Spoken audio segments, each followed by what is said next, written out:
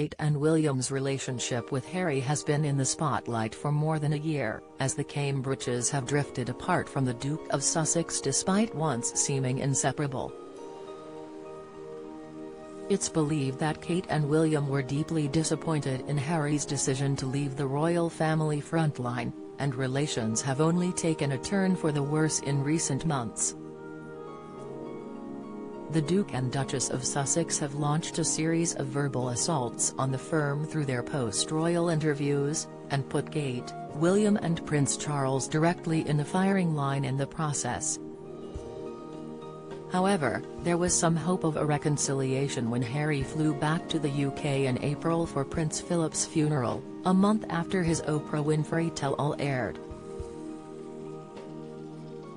Kate was seen chatting to her brother-in-law after the emotional service, before encouraging her husband into the conversation and then leaving the two warring brothers to have a heart-to-heart. But, despite appearances, later reports suggested that peace talks were actually unsuccessful. This week, royal historian Robert Lacey went even further and alleged that Kate and William did not even have a sit-down conversation with Harry during his fleeting visit. In an updated version of his 2020 book Battle of the Brothers, he claimed, "They told friends that they could see no point in talking to Harry since any discussion of substance would go straight back to Meghan to be leaked out via Oprah, Winfrey, or some other tentacle of the Sussex network."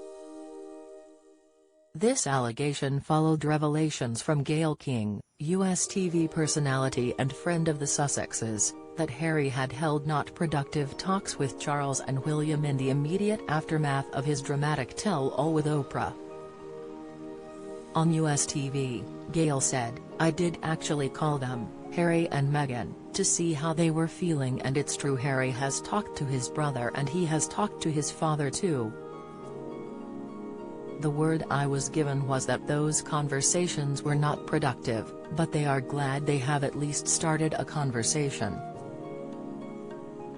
But, in Pod Save the Queen, hosted by Anne Gripper and features Daily Mirror royal editor Russell Myers pointed out another element of this ongoing debate between the Sussexes and the palace.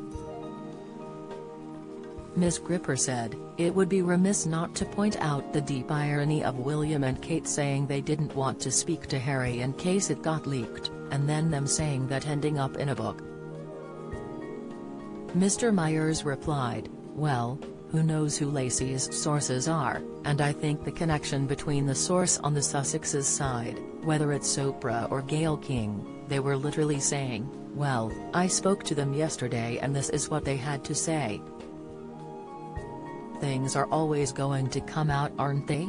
However, the very fact of the immediacy as to what was being said over in the States was no doubt cause for alarm. "I know that the US leaks, upset certain people." While the two commentators are referring to the media leaks from the Sussexes prior to Harry's first trip back to the UK in April, the royal rebel also received criticism after details of his trip emerged once he returned back to the US after his 9-day visit. The Sun's editor Charlie Ray told Talk Radio back in April that Harry had hardly put his foot back on American soil when the leaks started. He continued, "There is reticence at the palace because they know that any conversations will end up somewhere on the American media." After Prince Philip's funeral, you saw Harry and William having a few words together. Papers immediately labeled it peace at last, talk about overstating it. Mr. Ray went on to analyze the leaks about Harry's trip that followed, saying, "First in People magazine and then the biographer Omid Scobie discussed Meghan's conversation with the Queen on Zoom before the funeral. He suggested that the ice had been broken on Saturday." Conflicting reports over how much Harry interacted with his family during his brief visit continued to emerge over the weeks after the funeral.